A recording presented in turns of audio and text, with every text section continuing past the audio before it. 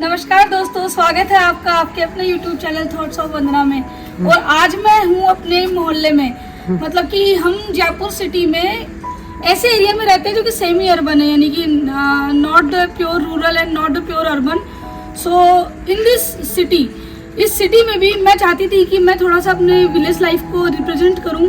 तो हमारे मोहल्ले की कुछ आंटी जी हैं, भाभी जी हैं, जो कि इस कार्तिक मास में भी आज हमारे विलेज लाइफ को, हमारी फोक कल्चर को, हमारा जो भी रिलीजियस कल्चर है उसको जिंदा रखे हुए हैं। So this was a great opportunity कि मैं आपके सामने उनके द्वारा की गई इस पूजा को लेकर आऊँ। और मुझे, जैसा कि हमारे साथ कैमरा मैन है आज मधु भाभी, उन्होंने ये गोल्डन अपॉर्चुनिटी प्रोवाइड करवाई है कि हमारे एक व्लॉग बनाओ इसका, कार्तिक पूजा का। इसमें हम बताएंगे कि हम ये पूजा क्यों करते हैं, क्या महत्व है इसका। तो स्टे ट्यून विद मी, मैं आपको बताने वाली हूँ इनके द्वारा की जाने वाली पूजा, इनके द्वारा किए जाने वाले जो भी व्रत, तप और कहानी है वो सब, और बहुत ही इंटरेस्टिंग होने वाला है। सो बने रहिए मेरे साथ। तो मैं सबसे पहले यहाँ रखे हुए जितनी भी ये मूर्तियाँ हैं और पेड़ पौधे हैं उनका महत्व पूछूंगी मधु भाभी से। तो मधु भाभी, आप एक एक चीज करके एक्सप्लेन करते जाओ। तो मैं आप सभी ऑडियंस को राधे कृष्णा, और वंदना जी को भी राधे कृष्णा। राधे कृष्णा भाभी। हम एक कार्तिक मास में एक महीना नहाते हैं और पूजन करते हैं। तो हमारे पास क्या ना, मंदिर तो था नहीं, तो हम लोगों ने क्या ना एक टेम्परेरी खुद का ही मंदिर बनाया है हमने, क्योंकि भक्त के मन में भावना होनी चाहिए भक्ति के लिए, तो वो कहीं पे भी भगवान विराजमान कर लेते हैं। लोग बोलते हैं कि पत्थर में भगवान होते हैं, तो हमने पत्थर को ही भगवान समझ के, और आपने इस बात को सार्थक कर दिया। हाँ। हमने, क्योंकि कुछ दिन पहले, एक महीने पहले ये पत्थर ही ऐसे पत्थर थे। हाँ। आज हम इनको शिव जी के रूप में मानते हैं। जैसे हमारे पास आज ये आप इनको शिव जी हैं, हमने शिव जी के रूप में विराजमान कर रखा है। एक महीने से हम इनकी पूजा कर रहे हैं। आज इनके स्पर्श भी करते हैं, हमें एक भावना हो गई हमारे लिए। वो हमारे लिए 5 पत्थर पतवारी के रूप में माने जाते हैं। पतवारी जो कि रास्ते में जाते हुए माता है, पतवारी माता, हम जो रक्षा करती है, अपने बच्चों की रक्षा करती है, अपनी रक्षा करती है। ये ज्वारे बाए जाते हैं, जो इन जौ से उगाए जाते हैं। अपन कहानी सुनने में इनका बहुत नवरात्रों में भी महत्व होता है। और ये केला देव है, जो इनमें विष्णु भगवान का वास होता है। तो ये इसलिए पीपल में लक्ष्मी जी का वास होता है। और तुलसा जी विष्णु प्रिय है। तो हमारे कान्हा जी हैं ये हमारे पास। ये हमारा कार्तिक का एक छोटा सा मंदिर है। और इसमें हम कुछ स्त्रियां, जो कुछ आस पड़ोस की औरतें हैं, वो कुछ भजन भाव कर लेते हैं। सुबह 3 बजे उठते हैं, 4 बजे नहाते हैं। कुछ 1 घंटा इस बहाने हमारी पूजा भक्ति हो जाती है। आजकल की, अभी की जो जनरेशन है ना, वो हमारे रीति रिवाज भूलते जा रहे हैं। जैसे मोबाइलों में ज़्यादा टाइम वेस्ट करना, सुबह जल्दी नहीं उठना। घर की लेडीजों को क्या ना, आजकल की लड़कियाँ उठती नहीं हैं। जैसे लेडीजें नहीं उठती, 8-8 बजे तक उठती है। जैसे हमारे शास्त्रों में कहा जाता है कि ब्रह्म मुहूर्त में उठना चाहिए, 4 बजे से 5 बजे के बीच में। तो हम आज भी उस संस्कृति को जिंदा रखना चाहते हैं, कि लोगों को जागृत करना चाहते हैं कि 8-8 बजे तक ना सोए, 7-7 बजे तक ना सोए, 4 बजे उठना, अपनी पूजा पाठ करना, थोड़ी भक्ति करना भगवान की, क्योंकि ये विलुप्त होती जा रही है भक्ति भगवान की। तो इसलिए हमने थोड़ा सा ये रखा है हमारा। बहुत बढ़िया है, बहुत।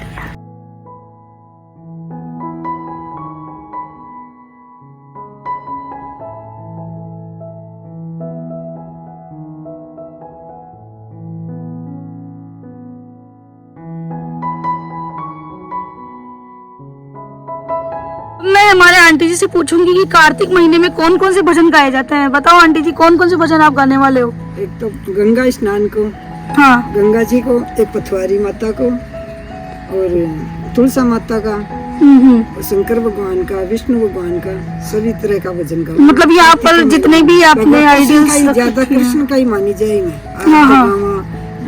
कृष्ण को रसोई गावा। अच्छा, क्योंकि इसलिए गाए जाते हैं क्योंकि जैसे सावन के अंदर तो है ना, अपन शिव जी को ही पूजते हैं। नवरात्रों में अपन माता को पूजते हैं। कार्तिक का महीना ऐसा है कि इसमें सभी देवताओं के होती है। इसमें जैसे होली अष्टमी भी इसी में आती है, दिवाली भी इसी में आती है, गोवर्धन पूजन भी इसी में आती है, करवा चौथ भी इसी में आती है, छठ पूजन भी इसी में आता है। तो सभी देवता हैं इसी में। और इसका एक महत्व और है कि इसमें ब्रह्मा, विष्णु, शिव और सभी देवताओं की इसमें पूजन होती है इस महीने में।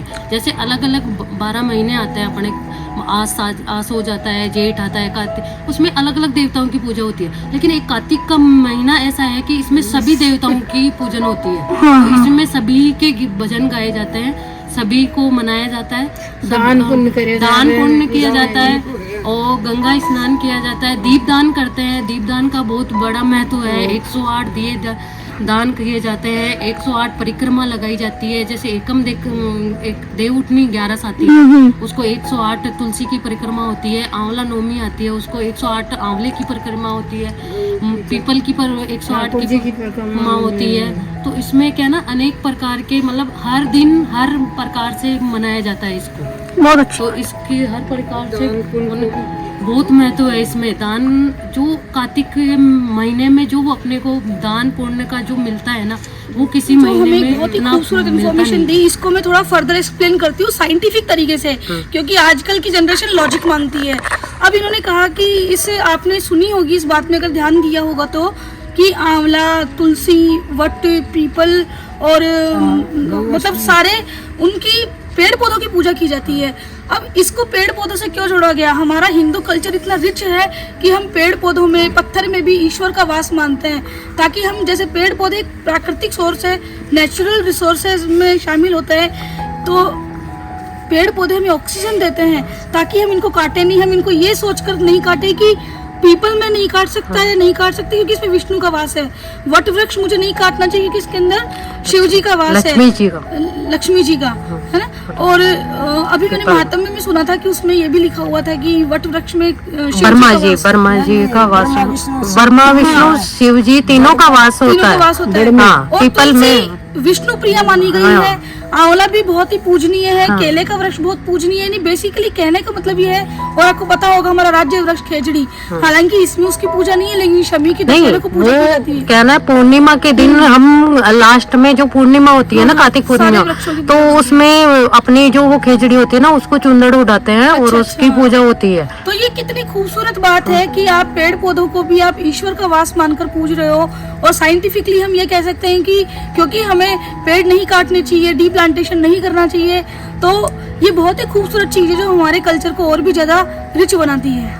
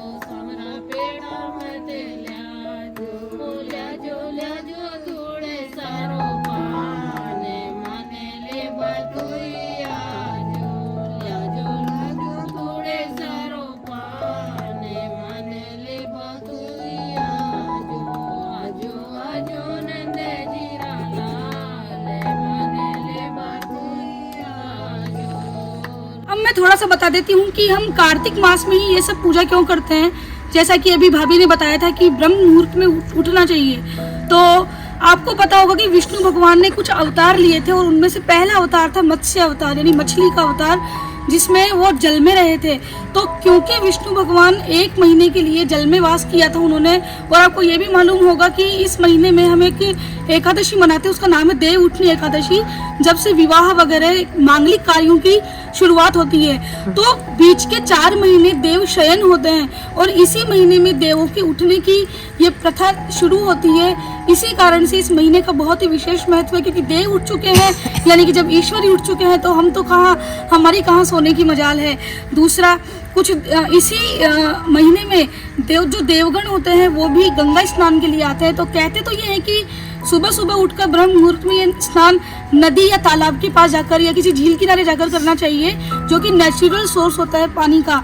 लेकिन क्योंकि अब आजकल ये सुविधाएं कन्वीनियंट नहीं है हर किसी इंसान के लिए, तो आप घर में भी नहा सकते हैं, क्योंकि भगवान का वास तो मन में होता है और भगवान श्रद्धा से पूजे जाते हैं। दूसरा, कई लोग कहते हैं कि इसको हाथ में कुशा का मतलब होता है डाब, जो कि एक बहुत ही पवित्र वस्तु मानी गई है हमारे हिंदू शास्त्रों में। क्योंकि जब किसी के घर में सूतक लगता है, यानी कोई नया बच्चा पैदा होता है या फिर कोई गुजर जाता है, तो उस टाइम भी घर में सूतक लगता है। और जब सूतक को प्योर करते हैं, यानी उसको हम लोकल लैंग्वेज में शावड़ भी बोलते हैं, उसको जब वापस प्योर करते हैं तो हम घर में डाब रखते हैं। या फिर कभी ग्रहण होता है, चंद्र ग्रहण है, सूर्य ग्रहण, तब भी माना जाता है कि ग्रहण के प्रभाव के कारण घर में जितनी भी रिलीजियस चीजें होती हैं और हमारी किचन होती है वो अशुद्ध हो जाती हैं। तो उस समय भी डाब का प्रयोग किया जाता है, यानी कुशा का प्रयोग किया जाता है शुद्ध बनाने के लिए।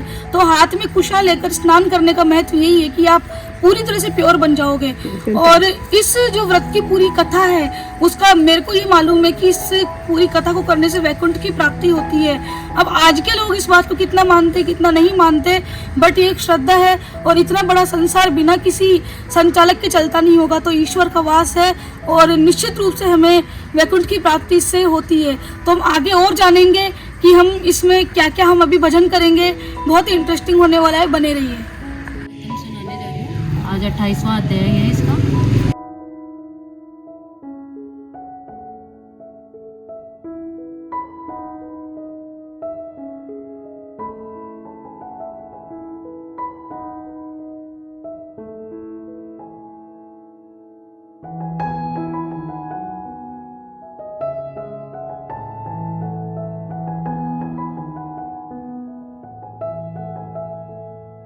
हाँ तो आंटी जी इतने कहीं सुना होला द्रौपदी की कहानी।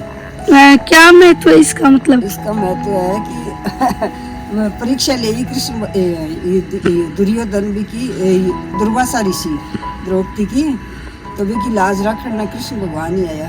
अच्छा, तो इसकी कहानी सुनाओगे आप? इसकी कहानी सुनाओ। ठीक। चला सूरज भगवान तारे तेज करो बोले हम देखी तेज करा, कोई का 5 जले, कोई का 5 जले, कोई का समुद्र सुखा, बलि पूछी आपदा टाल के पूछी नीर दुनिया को योग पूछी।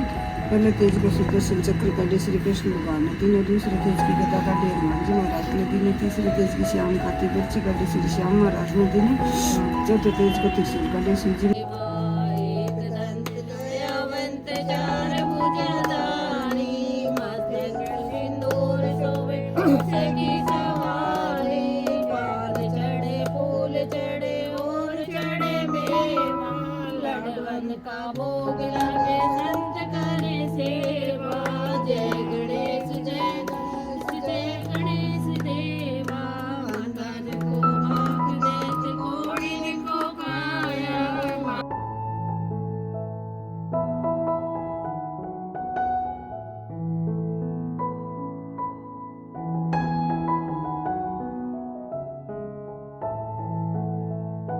शरीर का छाटा लग्या केसर का, नाम ले परमेश्वर का, छाटा लग्या इतर का, नाम ले पितर का।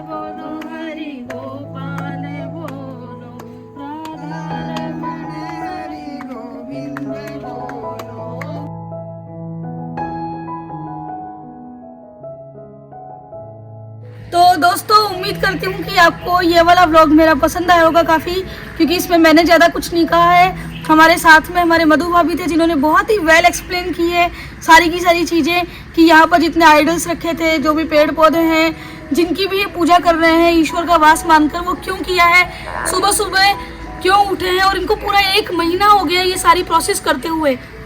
तो बस इतना सा बताना चाहते हैं कि भाई आज की जनरेशन को हमारे पहले के रीति रिवाज पता रहे, क्योंकि विलुप्त होती जा रही है सारे रीति रिवाज।